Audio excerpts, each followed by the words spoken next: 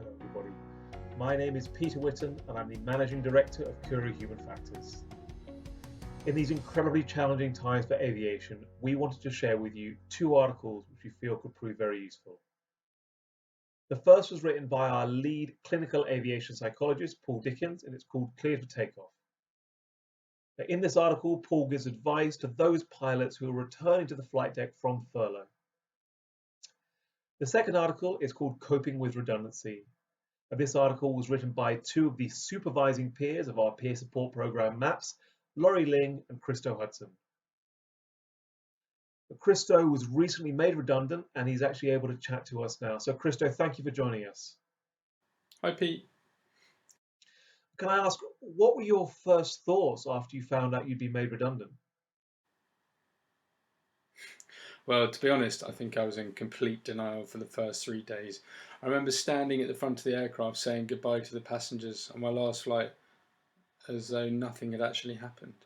My crew were understandably upset when we found out, and I wanted to reassure them that it would all be okay.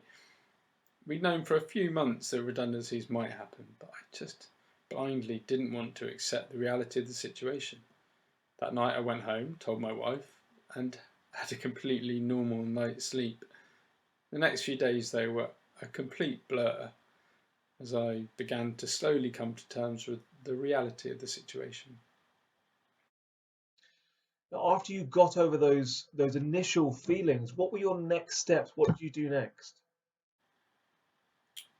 Well, next, as the days went on, I did become slightly overwhelmed by people trying to find out if I was okay. They all had their best intentions, but it was just easier to reply with a blanket text. Some mornings I'd be hit with a wave of sadness and others would be completely normal.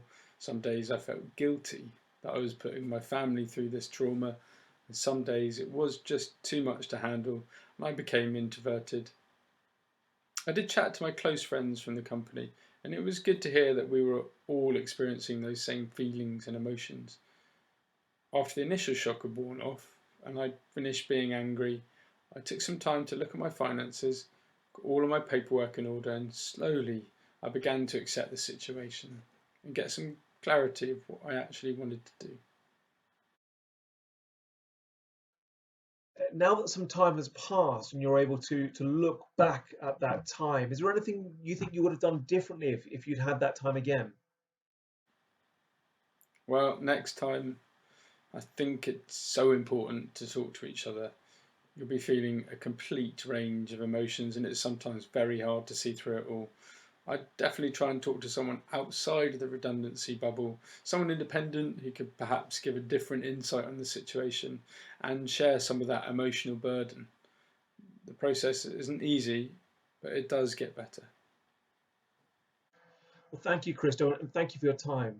And thank you for watching this. We really appreciate it, and we hope these 2 articles will prove useful. We'll put links to both those articles in the description of this video. But in the meantime, stay safe and look after each other.